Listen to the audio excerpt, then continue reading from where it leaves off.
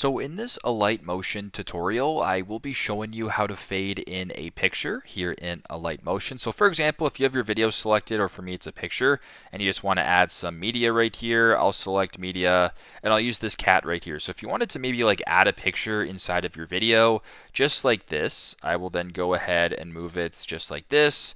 My video is selected, just like this. Sorry, there you go. Okay, so if you wanted to like fade this in, for example, because right now it's not faded in, it's pretty simple. Select the picture, go to the bottom right, select effects, add effects, scroll down, bottom right, opacity / visibility, and then fade in / fade out, standard settings.